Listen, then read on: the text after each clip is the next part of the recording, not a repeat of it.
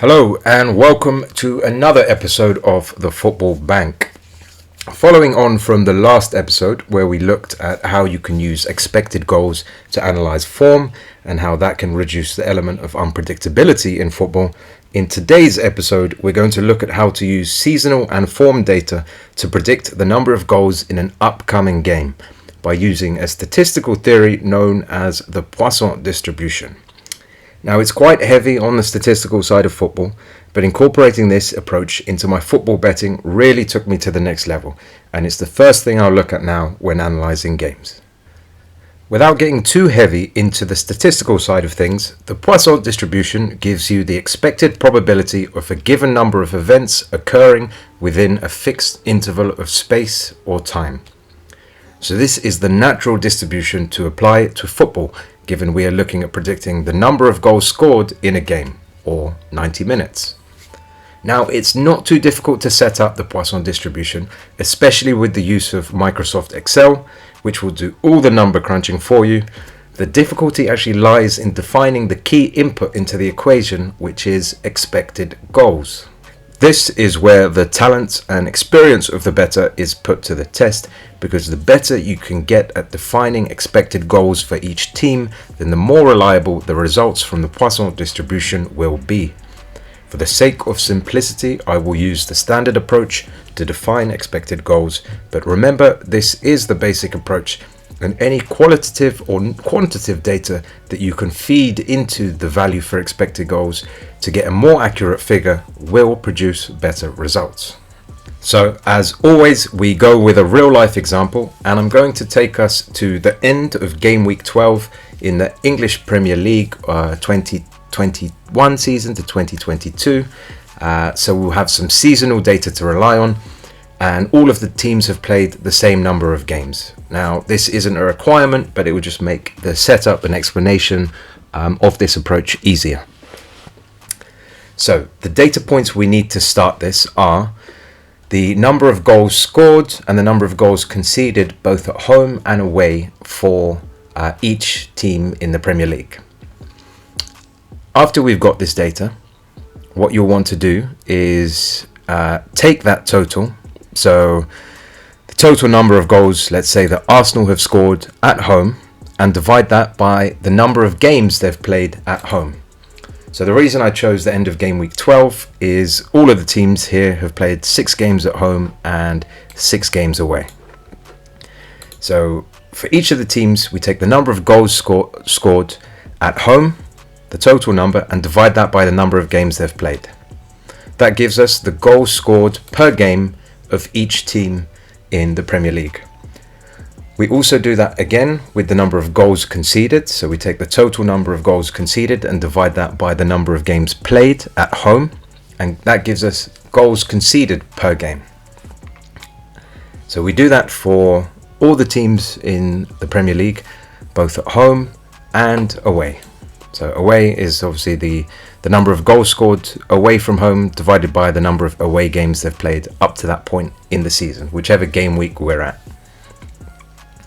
So we've got 4 key data points for each team: goals scored per game, goals conceded per game at home, and then away, goals scored per game and goals conceded per game.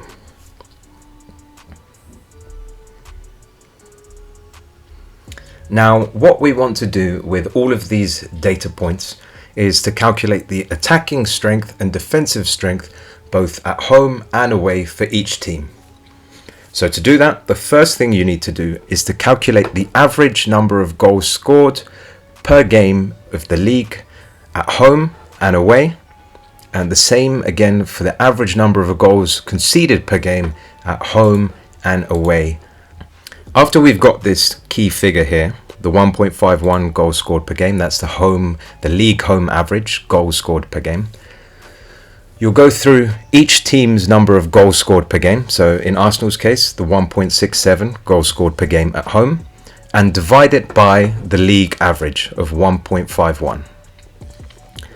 That gives us the attacking strength at home of Arsenal at this point in the season. So the 1.67 divided by the 1.51 gives us 1.1. We do the same for all the teams for goals scored, and that gives us the attacking home strength. And then we do the same for goals conceded at home. We divide that, each team's goals conceded per game, by the league average, and that gives us the defensive strength of each team at home. After you've done that, you do the same again, but this time for the away data. So the same concept, goals scored per game away from home, divide it by the league average, and that gives you the away attacking strength and defensive strength of each team in the league. With all this data calculated, we can then go about calculating the expected goals for an upcoming game week. So in our case, game week 13. Now you've got to remember, this is the basic approach used for the purposes of explaining the method.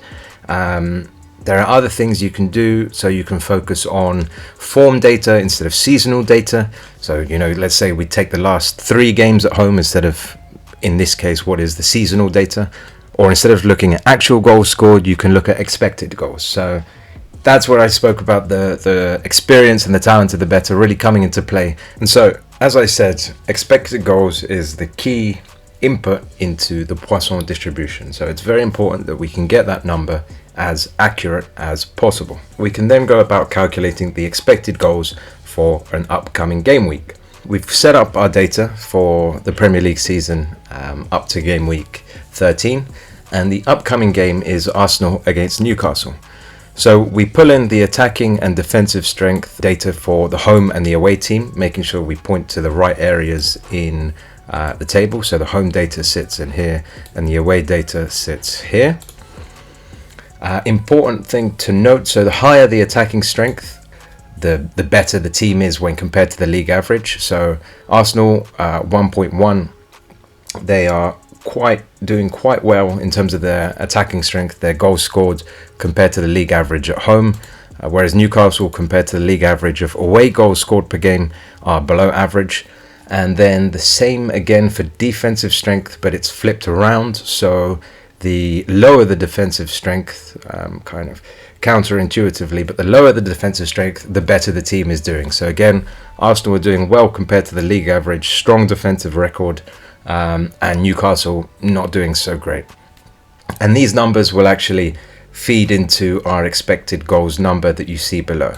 To calculate the expected goals for the home team, what we want to do is pick up the attacking strength of the home team, multiply that by the defensive strength of the away team, and then multiply that number by the average number of goals scored by the league at home.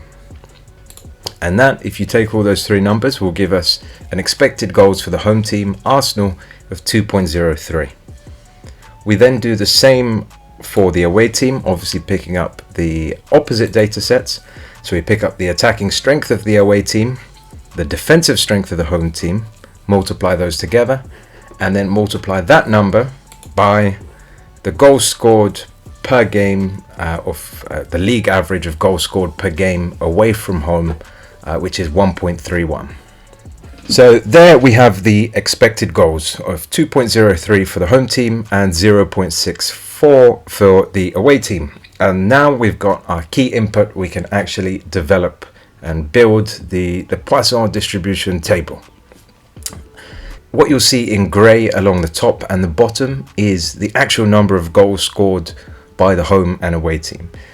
The reason for that, we obviously don't expect the Arsenal-Newcastle game to finish 2.03 or 0.64. Football's not at that state yet. The game will finish in integers, and that is what we're going to calculate here. And we feed in our key data input of the expected goals.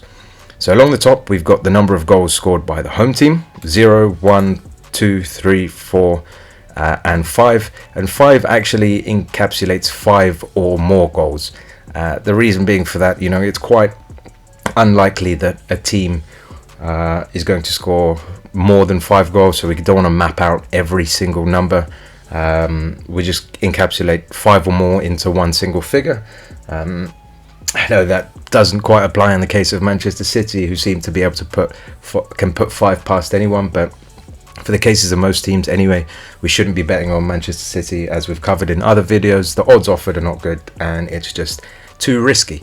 So we've got the number of goals scored by the home team, and we've got the home team's expected goals. Using the Excel formula, which is, you'll see there, Poisson.dist, you feed both these numbers in, so zero number of goals scored, and the expected goals are 2.03. And what that will tell you is, okay, so we've got an expected goals of 2.03. That's based on 90 minutes of play, because that's based on the average number of goals scored in all the previous games, which have all been 90 minutes. So based on that, what is the chance that the home team, Arsenal, are going to score 0 goals, given that we expect them to score 2.03?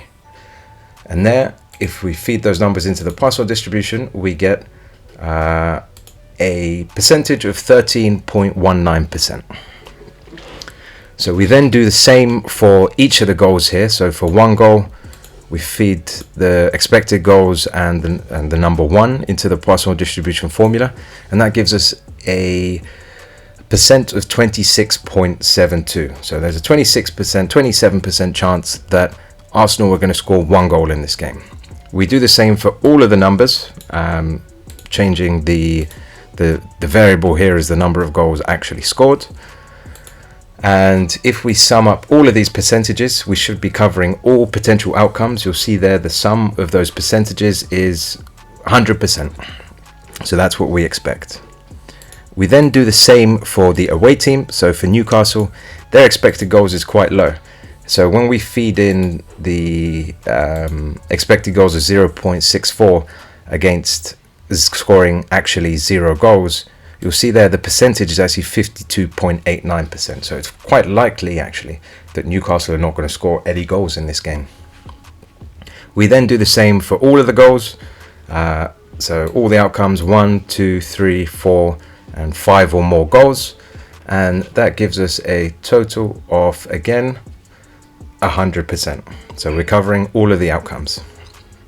So we've calculated the number of the percentage likelihood of the number of goals to be scored by the home team and by the away team. Now the next step is to calculate the actual results in the game. Okay, and what we've got here in the kind of middle of the table, the actual key data points, is each potential result in the game. Along the top we've got the home number of goals, and along the side the away number of goals. So if we look at this data point, this is the chance that the game finishes 0-0, 6.98%. And how do we calculate this number? Well, we take the chance that the home team scores 0 goals, and we multiply that by the chance that the away team scores 0 goals, and that gives us a likelihood percentage of 6.98%. Now we do this again. We calculate for each potential scoreline that the game could end up in, summing all those totals. That gives us 100%. So we cover all potential outcomes. And from here, you can actually use this to predict the scoreline in a game. Now, I would never recommend to predict the scoreline in a game.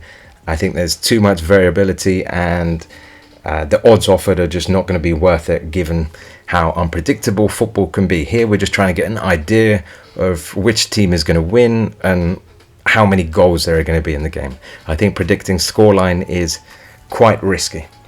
But I mean, just for the sake of argument, what we'll do here is look for the number with the highest probability. And just to note, so what I've done just to make the viewing easier, all the cells highlighted in blue represent a home team win. All the cells highlighted in orange represent an away team win, and all the cells highlighted in light green are draws. So 0-0, 1-1, 2-2, etc. For the sake of, like I said for earlier, just for some fun, if we look here for which scoreline has the highest probability, is 2-0 to Arsenal against Newcastle with 14.31%, and that's followed very closely by a 1-0 home win to Arsenal. And interestingly, enough. If we quickly go over to the results of that game week, Arsenal did win 2-0 at home to Newcastle. So, sometimes this can get it spot on. Again, I wouldn't predict on correct scorelines because the odds offered are just not worth it. And, this game could have easily ended 1-0, 3-0, 2-1, anything like that. So that's the Poisson distribution. We calculate the percentage of each scoreline. And what we can do then using that is aggregate those probabilities to calculate some key metrics or some key odds that we're more interested in. So we don't care about the correct scoreline. What we do care about in our betting is the home win, draw, or away win. So with the home win, I've summed up all the possibilities there in blue that the home team wins the game. And that gives us a percentage chance of 70.1% for a home win.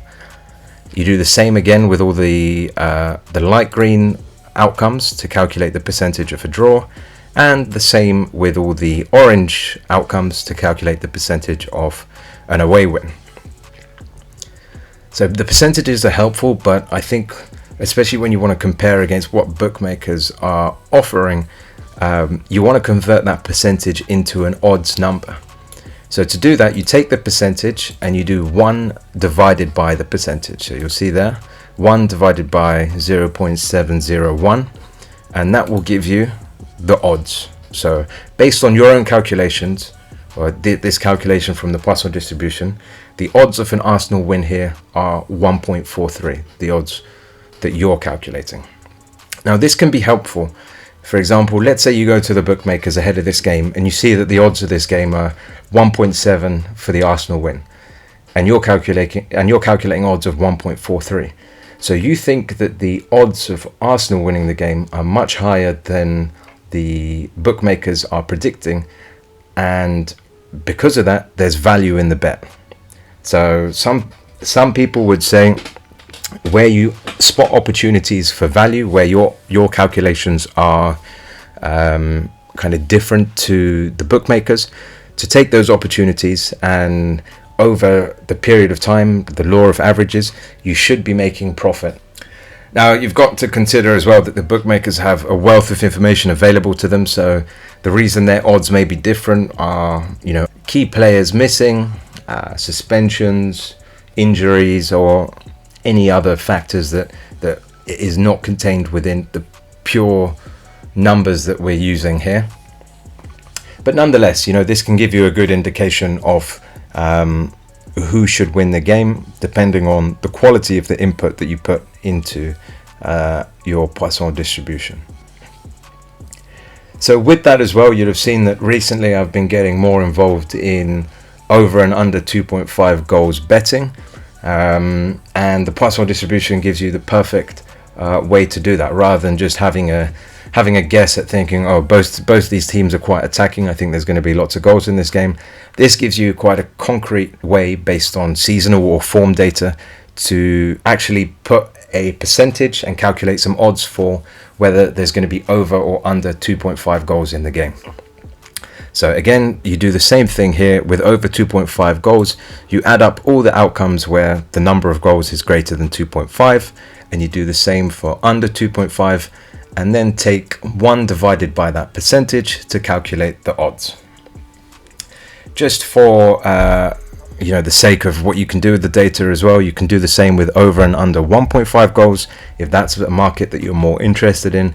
Personally, it's not for me. I think the odds on the over 1.5 goals market is a bit stingy, but that's another use of the Poisson distribution. Anything that relates to the goals, number of goals scored in the game, that is what this approach is perfect for. I've also included both teams to score. Again, this is just taking all the outcomes where both teams score at least 1 goal. And I'm also adding the chance of a home goal and the chance of an away goal. Now, the reason I add that, so you see there, both teams to score is quite low, 40%. And the reason it's low is because the chance of an away goal is low. So Newcastle's chance is only 47%. There's a strong chance Arsenal score at 86%. If in your own analysis you think for some reason that Newcastle will actually score for whatever reason, then you can lean more heavily towards this 86% figure, and potentially inflate the both teams to score percentage based on your external analysis. So that's why I put it in the chance of the home goal and chance of the away goal, just to see what is driving that 40%.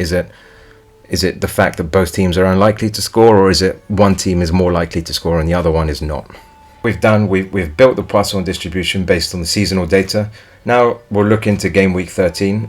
This first example that we went through, Arsenal-Newcastle, we saw that the most likely result was 2-0 to Arsenal, but we won't, again, that was perhaps more of a fluke. We won't be relying on that. What we had was the home win at 70%.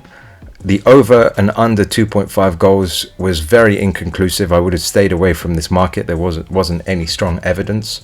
And both teams to score quite low. And as we saw, the game ended 2-0 to Arsenal. Now, you can just rely on the actual goals scored, but as I've stressed many times in the last video, the actual goals scored in a game is unpredictable. And if this game was played again, maybe the scoreline ends up a different figure. So to check whether the inputs that you're feeding into your model are working well, and I do really stress that you should be reviewing the results of your models to see if the inputs you're feeding in are high quality. So the Arsenal game finished 2-0 to Arsenal, but if we look at the expected goals in the game, it actually finished 2.84, so the small figures here below the actual scoreline, 2.84 to Arsenal and 0.19 to Newcastle. So expected goals, which we covered in the previous video, Arsenal did dominate the game, and they calculated 2.84 to 0.89, the expected goals in the game. And if we switch back to our model here, we had the expected goals as 2.03 to 0.64. So what you'll see there, the model inputs are very closely aligned to what was predicted in the game. Now, the reason I say to be careful not to just look at your results based against what the actual scoreline was, well, if we go to another game of this game week, was Chelsea against Manchester United. Chelsea at home to Manchester United, and you'll see all the data is putting through from the previous tab, and the calculations run automatically. So once you've got the data set up, it's quite easy to check the results of or predict the results of each game. And here we've got expected goals for the home team Chelsea of 3.13 against Manchester United's 0.64. So we're going for a strong home win of 85.6%. Over 2.5 goals looking very likely, and both teams to score on the low side, but a very high chance that Chelsea will score, and not particularly great chance that Manchester United will score. Anyway, the reason I bring up the fact to look at expected goals, I don't know if you remember the game, but this game actually finished 1-1. So Chelsea-Manchester United, it was prime time game on Sunday, early Sunday evening, and the game finished 1-1. And if we look at our model, we say, well, the model's failed, right? We were predicting 3.13 for Chelsea and 0.64. The most likely result should have been, let's see, I think maybe 3-0 to 3-0 looks like, yeah, the most likely result based on our Poisson distribution. But the game finished 1-1. But the game doesn't tell you the full story, right? If we look at expected goals, we can actually understand which team played better. And here, if we go to the expected goals, we had 2.35 expected goals for Chelsea and 0.56 expected goals for Manchester United. If you remember the game, Manchester United defended very deep. Throughout the game, they looked completely toothless in attack, and Chelsea had chances which they squandered. If that game was played again, it's likely that Chelsea would win and they would converge more to their expected goals, which we calculated, the 3.13 here, and the expected goals they actually had in the game of 2.35. And funnily enough, the Manchester United goal, you see their expected goals was so low. It was actually, I don't know if you remember the game, but there was I think it must have been a Chelsea corner or something, and the ball was cleared out. It was only Jorginho in defence. The ball came high in the air, and he tried to control it first time and had the worst first touch that you could ever have. Okay, especially for a midfielder, someone they've ranked him top 10 in the world, I know. But he controlled the ball, and it was such a poor control. Rashford and Sancho quickly chased him down, stole the ball from him, and then it was a 2v1 against the keeper. That was the best chance Manchester United had from the game, and it came as a result of a Chelsea mistake. So that's why I say, if you're going to review the results of your game, review the results of your Poisson distribution, definitely you want to look at the actual goals, because that's what we make the money on. But again, the law of averages over the long term, Chelsea win this game. And Jorginho doesn't make that huge mistake. We will finish with one more example, just to see how the model works and the kind of outputs it gives. And that game was in the same game week, so Brighton against Leeds. Again, we're putting in the attacking and defensive strength of the home team and the away team, respectively, working out what the expected goals are and feeding that into the Poisson distribution table. And here, for the outright betting, the home win, draw, or an away win, there isn't really a conclusive result. It leans slightly towards the home team, but for me, even as a home team, to only have 40%, it's not something I'd be betting on. Interestingly, here, the over and under 2.5 goals, we've got a strong 61% for under 2.5 goals. The model is really saying, these teams, based on their respective home and away performances, is really not expecting many goals in this game. And if we go to the result of that game, well, let's check what the most likely result is. So, quick scan here. The most likely result is a 1-1. So at 13.26%, 1-1 is the most likely result. And if we check the actual result of the game, it finished 0-0. So what we had a non-high scoring game, which was supported by the model. Under 2.5 goals at 61%. That would have been a nice bet to place, especially if you could have got odds of better than 1.63, which our model suggested. Now, again, we say to look at the actual at the expected goals rather than the average, because over the course of time, for the home team, we had Brighton expected goals 1.22 and Leeds 1.02, and in the game, the expected goals was 1.9 and 0.86. So a game where both teams were actually quite poor with their finishing, and it could have easily finished 1-1, and the under 2.5 would have still hit at the same time. So that's the reason I say not to use the scoreline only and try to bet on the correct scorer games. It's not a winning strategy in the long term, but definitely you can use the Poisson distribution to guess who's going to win the game or whether it's going to end in a draw. But also, more importantly, and what I'm starting to do more, is to calculate or bet on over and under 2.5 goals. I think by limiting the outcomes to 2 options rather than 3 gives you kind of a greater chance of success in the long term.